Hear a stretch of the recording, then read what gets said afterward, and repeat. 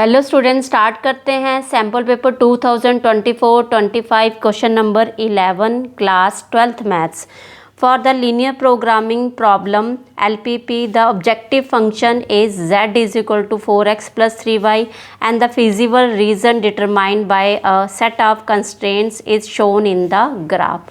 आपको ये जो ग्राफ दिया गया है ये प्रॉपर स्केल्ड नहीं है, जस्ट ये रफ फिगर है आपके पास।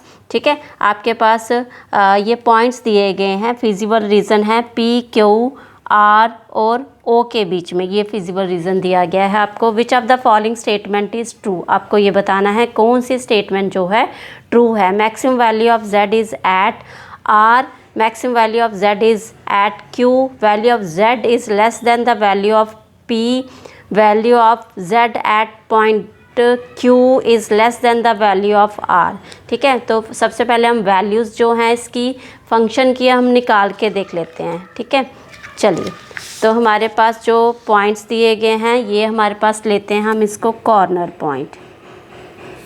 आपका सोल्यूशन है ये क्वेश्चन नंबर 11 का। ठीक है, कॉर्नर पॉइंट्स आपके पास हैं, P है 0, 40। ठीक है, तो हमारे पास फंक्शन दिया गया है z is equal to 4x plus 3y। Okay, चलिए, हमारे पास हम ये x का पॉइंट होता है और ये y का। ठीक है, यहाँ पे आपने x का पॉइंट डाला, 0 आ गया आपके पास, प्लस 3 4 ज़ा 12, तो ये आ गया 120, मतलब 120 आ गई इस पॉइंट पे आपके पास वैल्यू। ठीक है, फर्स्ट पॉइंट। सेकंड पॉइंट आप Q ले रहे हैं, इसमें है 30 और 20, तो आपने 30 रखा, यहाँ पे हमारे पास आ जाएगा 120 प्लस 20 रखा आपने यहाँ पे, 3 2 ज़ा 6, 60 आ गया, तो मतलब 180 यहाँ पे इस पॉइंट पे आपकी वैल्यू आ गई। ठीक है, अब थर्ड पॉइंट है आपके पास R पे है 40 और 0, तो ये आ जाएगा 4 4 ज़ा 16, तो प्लस 0, तो मतलब 160 आपके पास ये वैल्यू आ गई। एंड फोर्थ पॉइंट जो है आपका देख रहे हैं आप, ओरिजिन पे ही है, तो वो आपके पास क्या आ जाएगा, O00 पे है, तो आपको वैल्यू यहाँ पे 0 ही मिलेगी। ठीक है, तो आप यहाँ से अगर चेक कर रहे हैं मैक्सिमम वैल्यू ये है आपके पास। ठीक है, ये मैक्सिमम वैल्यू ये है। ठीक है, मैक्सिमम।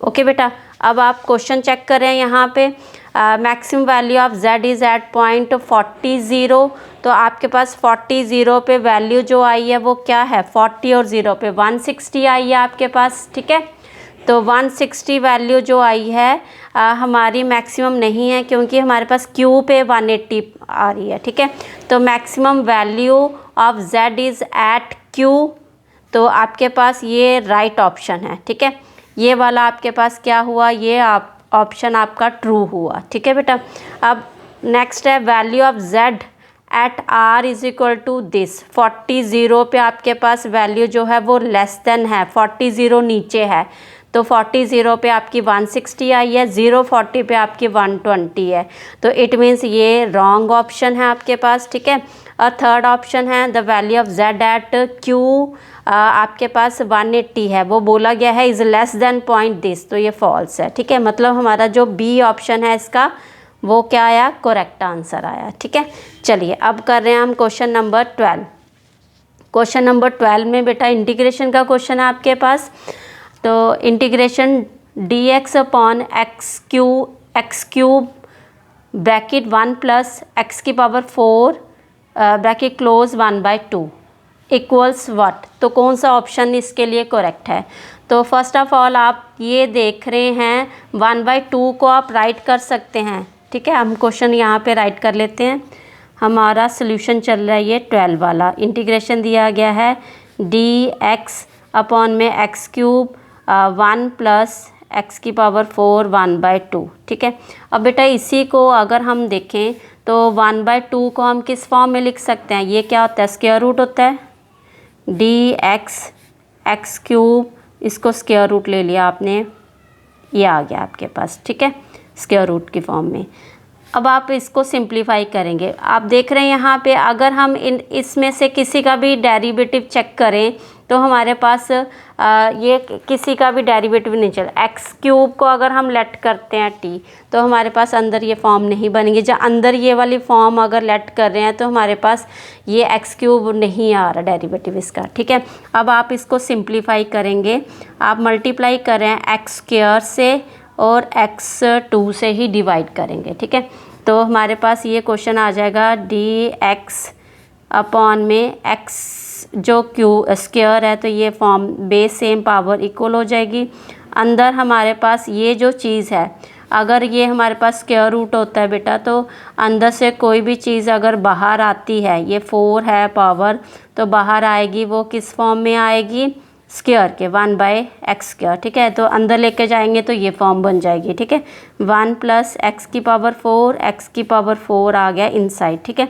अब आप देख रहे हैं आगे हमारे पास dx अपॉन x⁵, अंदर इसको सिंप्लीफाई किया आपने डिनोमिनेटर लेके 1 अपॉन x⁴ आ जाएगा, 1 आ जाएगा, ठीक है, ये आ गया। अब आप इसको लेट करेंगे, लेट 1 x⁴ + 1 = t, ठीक है। तो ये वाली फॉर्म हम ऊपर लेके जा रहे हैं, इस फॉर्म में भी लिख सकते हैं आप इसको, ठीक है। 1 = t, तो ये आ जाएगा -4x -4 - 1 कितना हो गया, -5, ठीक है। 1 का डेरिवेटिव 0 होता है आपके पास, dx = dt आ गया आपके पास, ओके। अब आप यहीं पे इसको कंटिन्यू करिए आगे क्वेश्चन को। तो हमारे पास ये चीज़ है तो -4 अपॉन में आ गया x⁵, dx = dt, ठीक है। ये फॉर्म आ गया आपके पास। चलिए अब हमने क्या करना है, ये वाली जो चीज़ है ये इस के लिए हम ये पुट कर रहे हैं dt अपॉन में -4, तो ये आ जाएगा हमारे पास dt, ये -4 हमने बाहर ले लिया और नीचे आपके पास आ गई फॉर्म कौन सी, यहाँ पे t आ गया, ठीक है, क्लियर है, dt है, सॉरी ये आ गया आपके पास।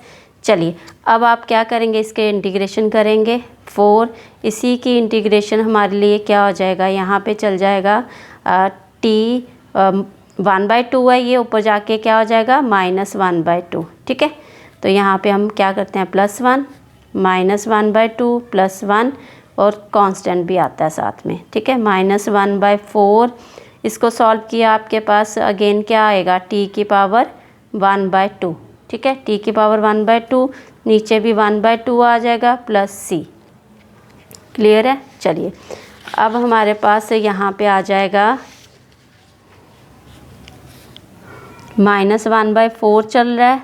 अब t⁵ जो है हमारे पास क्या आई थी, 1/2 थी, तो वो ऊपर ही हमारे पास क्या थी, पॉजिटिव फॉर्म थी, तो इसको रूट कर लेते हैं हम, और 1/2 जो है ऊपर जाके रेसिप्रोकल हो जाएगा, यहाँ पे 2 यहाँ पे 4 यहाँ पे कट करके क्या आ गया -1/2 और रूट t आ गया यहाँ पे, तो ये आ जाएगा मल्टीप्लाई 2/1 और t + c आ गया, ठीक है। तो ये आ जाएगा -1/2 t में अंदर हमारे पास वैल्यू चल रही थी 1 + x⁴, यही चल रहा था हमारे पास, क्या वैल्यू चल रही थी, यही वाली चल रही थी ना, सॉरी ये वाली, ठीक है। तो हमारे पास आ जाएगा, हम क्या करेंगे अगेन, आपने x⁴, ठीक है, एलसीएम ले लिया, मतलब यहाँ पे भी आपने क्या किया एलसीएम ले लेंगे, x⁴ था ना नीचे, ठीक है, एलसीएम लेके हमारा ये सेंटर में आ गया, क्लियर है बेटा। अब c चल रहा है साथ में -1/2, अब इसी को हम क्या करेंगे बाहर निकाल लेंगे, अंदर हमारे पास क्या आ गया 1 x⁴ + c, तो हमारा ऑप्शन आ जाएगा इसमें, हमारे पास इसका ऑप्शन आ गया करेक्ट, कौन सा आ गया ऑप्शन, फर्स्ट वाला option, A option is the correct answer, ठीक है। आपका ए ऑप्शन माइनस लगा है यहाँ पे, तो हमारा ए ऑप्शन जो है करेक्ट आ गया इसका, ओके। चलिए अब हमारा नेक्स्ट क्वेश्चन है 13 क्वेश्चन में बेटा आपको दिया गया है इंटीग्रेशन 0 to 2 पाई है, यहाँ पे क्या है ये पाई, ठीक है, ये और यहाँ पे दिया है कोसेक की power 7x dx is equal to कौन सा ऑप्शन है आपके पास। सबसे पहले हमारी यहाँ पे क्या लग रही है, प्रॉपर्टी लग रही है यहाँ पे, ठीक है। आपके पास क्या लग रही है यहाँ पे, प्रॉपर्टी। तो आप स्टार्ट करें इस क्वेश्चन को यहीं पे 13 वाले को। हमारे पास प्रॉपर्टी याद है आपको 0 to 2a, तो फंक्शन इज इक्वल टू अगर 0 होता है आपके पास, ये कब आएगी, जब हमारे पास ये ऑड फंक्शन होगा तब आपको ये 0 देगा, ठीक है। तो हमारे पास देख रहे हैं हमारे पास फंक्शन जो है यहाँ पे 2a minus x is equal to minus fx, ठीक है। फंक्शन हमारे पास नेगेटिव देता है तो ये वैल्यू आती है, ठीक है। अब हमारे पास फंक्शन जो है क्या चल रहा है हमारे पास यहाँ पे फंक्शन, आपने फंक्शन ले लिया कोसेक पावर 7x, ठीक है। अब यहाँ पे बेटा x के प्लेस पे आप रखेंगे 2 पाई माइनस एक्स, ठीक है। तो आपके पास कोसेक जो है बेटा, कोसेक जो है अगर आप 2 पाई में से माइनस एक्स करते हैं, ठीक है, 360 में से आप कोई भी एंगल माइनस करेंगे तो आपको नेगेटिव मिलेगी। यहाँ पे कोसेक की वैल्यू क्या मिलेगी, नेगेटिव, ठीक है। तो कोसेक 7 यहाँ पे क्या आ जाएगा, माइनस एक्स। तो यही माइनस एक्स को आप माइनस कोसेक 7x लिखेंगे, तो मतलब हमारा जो फंक्शन है यहाँ पे ऑड हो गया, ठीक है। तो इट मीन्स हमारे पास इसका ऑप्शन जो है कौन सा करेक्ट आया, ए ऑप्शन। तो ए ऑप्शन आपका करेक्ट आ गया यहाँ पे, ठीक है। आपने ए ऑप्शन लिख लिया, ओके। अब आप कर रहे हैं क्वेश्चन नंबर 14। चलिए क्वेश्चन नंबर 14 पे आते हैं। क्वेश्चन 14 में बेटा आपको what is the general solution of the differential equation this, ये डिफरेंशियल इक्वेशन दी गई है, जनरल सोल्यूशन आपको फाइंड करना है। तो क्वेश्चन नंबर 14 का सोल्यूशन कर रहे हैं हम। ई की पावर y डेरिवेटिव है ये, ठीक है, x। तो इसी को बेटा हम लिखते हैं y डेरिवेटिव, ई इधर आके log बन जाता है, क्या बन जाता है, log, ठीक है। तो ये डेरिवेटिव है तो dy dx अपॉन में log x है, ठीक है। आप इसको सिंप्लीफाई करेंगे, dy आ जाएगा log x dx आ जाएगा, ठीक है। इंटीग्रेट करेंगे क्योंकि आपको जनरल सोल्यूशन फाइंड करना है, ठीक है। अब यहाँ पे तो y आ गया इंटीग्रेशन से, बट यहाँ पे आप log integration of log x जो है यहाँ पे इंटीग्रेशन बाय पार्ट्स लगेगा, और सेकंड फंक्शन आप जो है वो 1 लेके चलेंगे, सेकंड फंक्शन आप यहाँ पे 1 लेके चलेंगे, ठीक है। तो हमारे पास log x सेकंड फंक्शन आपका 1 है dx, मतलब ये आपके पास इंटीग्रेशन बाय पार्ट्स यहाँ पे लगने वाला है। तो चलिए यहाँ पे फर्स्ट आपके पास फंक्शन आ गया, सेकंड फंक्शन का इंटीग्रेशन होगा माइनस इंटीग्रेशन डेरिवेटिव आएगा फर्स्ट फंक्शन का, सेकंड फंक्शन का इंटीग्रेशन आएगा, फिर से अगेन इंटीग्रेशन होगा होल फंक्शन का। तो x log x माइनस एक कट गया x तो इंटीग्रेशन अगेन x आया प्लस कांस्टेंट आ जाएगा, ठीक है। तो हमारा देखिए कौन सा ऑप्शन यहाँ पे करेक्ट आ रहा है, हमारे पास यहाँ पे बी ऑप्शन जो है वो करेक्ट आ गया, बी ऑप्शन, ठीक है। तो बी ऑप्शन आपका करेक्ट आ गया है यहाँ पे 14 वाले क्वेश्चंस में, ठीक है। अब आपके पास है 15 वाले क्वेश्चन में आपको ग्राफ दिया गया है, क्या दिया गया है, ग्राफ देख रहे हैं आप, ये ग्राफ। तो बेटा ये ग्राफ आपको चेक करना है कि कौन सा ग्राफ है। The graph below depicts sine inverse x का है, कॉस इनवर्स का है, कोसेक इनवर्स का है, जहाँ ये है कॉट इनवर्स एक्स का है, ठीक है।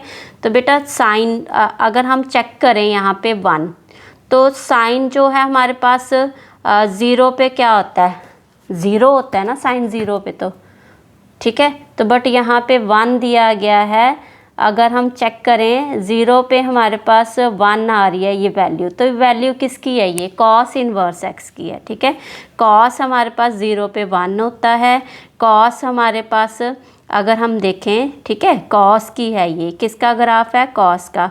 अब पाई बाय 4 कितनी वैल्यू है, 45, ठीक है। तो हमारे पास जो ये ग्राफ है ये किसका चल रहा है, कॉस इन्वर्स का। यहाँ पे हमारे पास जो डोमेन रहेगी, क्या रहेगी, डोमेन है जो इसकी वो दी गई है आपको -1 to 1, ओके।